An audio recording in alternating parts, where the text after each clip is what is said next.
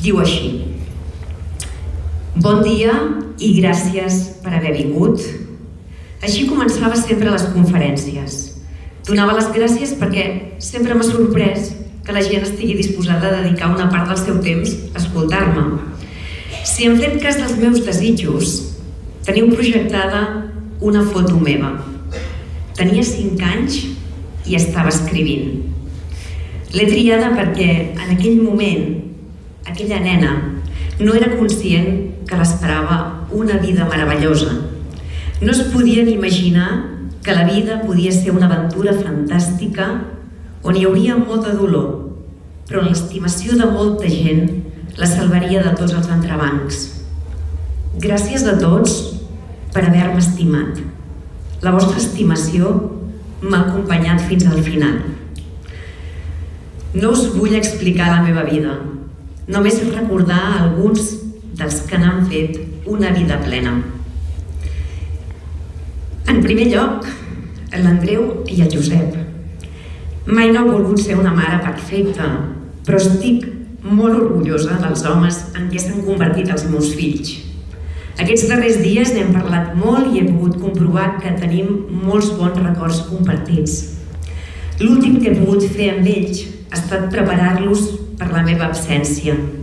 Sé que se'n sortiran sense mi i que totes les coses que hem compartit els ajudaran a fer-ho. Per mi, tenir fills ha estat una gran experiència, tant d'amor com d'aprenentatge. Crec que amb l'amor he aconseguit que fossin persones independents. I pel que fa a l'aprenentatge, gràcies a ells, he entrat en mons on segurament jo sola no hi hauria anat mai. El futbol, els gòtics, el món obrer del Baix Llobregat o el món empresarial de la intel·ligència artificial. El meu germà, quan eren petits, em feia participar en els jocs de la seva colla, els de la vila contra el Serralet, on m'acceptaven com si fos una més. I a l'adolescència també em va introduir en el seu món. Sempre he dit que el millor del meu germà és la meva cunyada, l'Anne-Marie, aquella noia suïssa que va venir ben sola i de seguida va robar el cor de tots. Ella m'ha cuidat molt aquests darrers dies, com ha cuidat sempre els seus fills i els seus nets. Sempre he tingut una relació molt intensa amb els meus nebots. Ser tia ha estat una de les grans experiències de la meva vida. Espero que expliquin tants contes als seus fills com jo en vaig explicar a ells. Els meus oncles i els meus cosins també han estat una gran font d'experiències. Això de ser la petita d'uns i la segona dels altres m'ha permès obrir-me al món amb els primers i viure amb moltíssima il·lusió el naixement de les més joves i ser padrina per primera vegada. Amb els grans hem hagut de compartir el dolor de masses pèrdues prematures. Ara, de la nostra generació, ja només queda el meu germà i la Pilar. Amb la Pilar, el Francesc, el Pep i el Jaume vam viure una de les experiències més colpidores de les nostres vides, la mort de l'Elisabet als 24 anys. Tot l'amor i el dolor dels seus últims mesos ens van unir per sempre i ara han estat ells els que m'han acompanyat a mi. Els meus cosins van tenir fills i d'aquests només en mencionaré 4. La Guillermina, la Maribel, la Flora i el Jordi. Ells van ser el gran regal que ens van deixar el Josep i la Maria. Tots 4 van quedar orfes de molt petits i veure com s'han convertit en adults meravellosos ha estat la millor manera de construir amb el dolor de les absències. Si continuo parlant de la família no acabaré mai, així que parlaré dels meus amics. Tota la vida he anat sumant amics, però tinc 4 millors amigues de tota la vida i això sí que és un privilegi. Amb la meva primera millor amiga vam compartir per volar-hi i allò que et deien els nacionals. La Montserrateta és un cas ben curiós d'intel·ligència ben portada i generositat extrema. Tota la seva saviesa l'he emprat per millorar la vida dels altres. Amb la Carme ens vam conèixer al meu primer internat. La nostra amistat s'ha basat sempre en l'amor per la lectura. És l'amiga que sempre, sempre, sempre m'ha acompanyat en els moments difícils.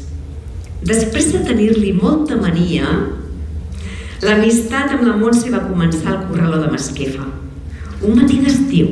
Ens hi vam trobar, vam xerrar a peu dret, potser 2 hores. I des d'aleshores ho hem compartit tot, tot i tot. A la Rosa la vaig trobar al meu segon internat. Totes dues teníem 15 anys. Sempre l'he admirat per la seva bondat. Una bondat heretada de la seva mare, que era tan bona persona que encara ara tinc a flor de pell tota la seva tendresa. La vida m'ha regalat molts amics, no els puc mencionar tots, però potser, si parlo de la meva feina, en sortiran d'altres. A la facultat vaig conèixer la Joana Rosselló. Des d'aleshores hem estat unides per la lingüística, pels fills i en general per la vida. Hem compartit departament des de l'inici i crec que podem desmentir tots els tòpics sobre enveges, gelosies i de més maldats que ens atribueixen els professors universitaris. Potser des de fora no és fàcil veure-ho, però en el nostre àmbit la competència suma. Cap de nosaltres seria res si no hi fossin els altres. Una ganivetada a una altra seria una ganivetada a un mateix. Al capdavall, tots treballem en equip. L'any 1992 vaig crear un grup d'estudiants, el grup d'estudi de llengües amenaçades, l'obra de la meva vida. Sovint em diuen que el Gela soc jo. No us ho creieu. Sense la Mònica, el Pere, la Montse, jo no hauria fet res de consistent a la vida. El seu rigor, el seu perfeccionisme i la profunditat dels seus coneixements han aconseguit posar ordre al meu caos. Pel Gela hi ha passat molta gent. Menciono només l'Eva Montrós, que fins i tot amb la seva absència ha donat vida i cohesió al grup.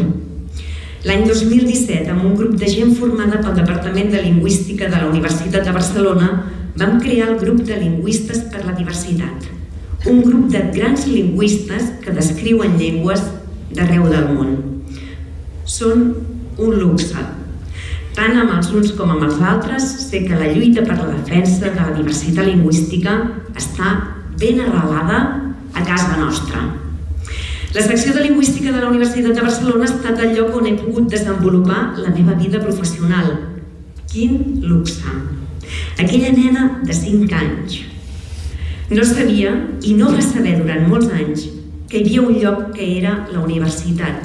I quan ho va saber, tampoc no sabia que era un lloc accessible, que hi estudiaria i treballaria.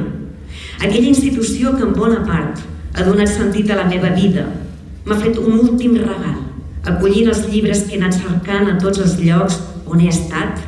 Ai, diu, les meves rutes de llibreries.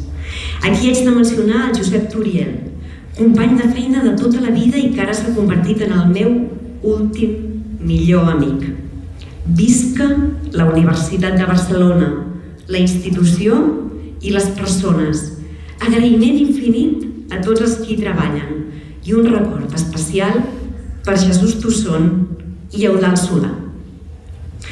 He tingut la sort de viure en molts llocs diferents, des dels més propers, Barcelona, Puigcerdà, Camprodon, Calafell, fins als més llunyans, Innsbruck, Marburg, Múnich, Colònia, Tunísia i Los Angeles.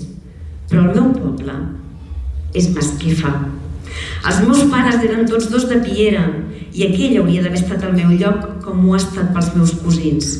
Però el meu destí va canviar quan l'any 1944 una noia de 16 anys va començar a treballar a Masquefa. Cada dia, amb sol o neu, laborable o festiu, ella agafava la bicicleta i feia 7 quilòmetres d'anada i 7 quilòmetres de tornada, de Piera a Masquefa i de Masquefa a Piera. I Masquefa la va estimar. Tots la vam estimar. Vam estimar la seva alegria, el seu coneixement, la seva generositat. Quan es va cansar, es van establir al carrer Major 55.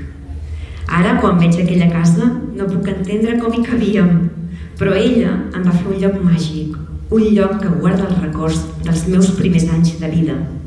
El lloc on es van conèixer l'Antonio i la Pilar i on van néixer els seus 3 fills. Ara, la Isabel i la Judit han estat al meu puntal mascafí. Segurament no és important, però la Pilar va arribar amb 15 anys d'Andalusia i des del primer dia vam formar part de la nostra família, perquè tots la vam estimar molt. I podria afegir els meus amics la Ceci i la Josefita, 2 cosins amb qui vaig compartir escola, jocs i vida al carrer. A la Josefita i a mi, la meva tia Rosa ens va fer el vestit de comunió. Eren idèntics. La vam fer juntes i quan ella es va morir vaig saber que per ella aquest fet també havia estat important. No eren els castellans, eren i són persones estimades. Segurament per a mi van ser la primera porta a la diversitat, allò que em va fer viure que estar obert a tot i gaudir de la convivència és la millor forma de vida.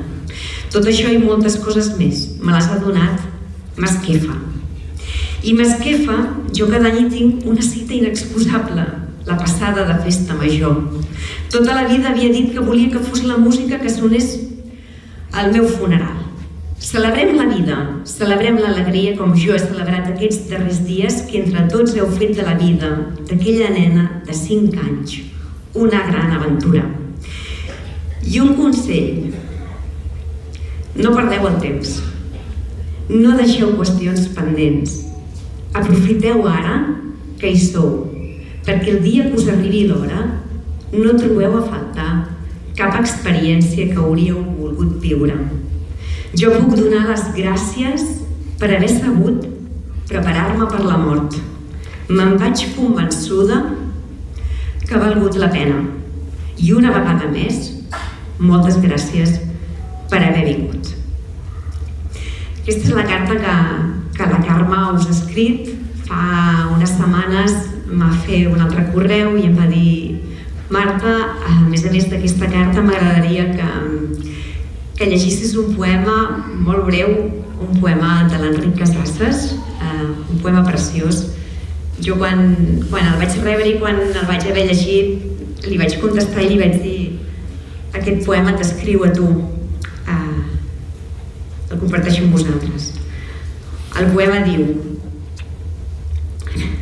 tens la força de les coses que cauen amb força, els llamps, les estrelles, els arbres, la veritat. I ets forta, com les coses que pugen amb força, la mà, els volcans, els arbres, la veritat. Carme, moltes gràcies per tot. Ha estat un plaer conèixer-te, ha estat un luxe. Et trobarem una falta.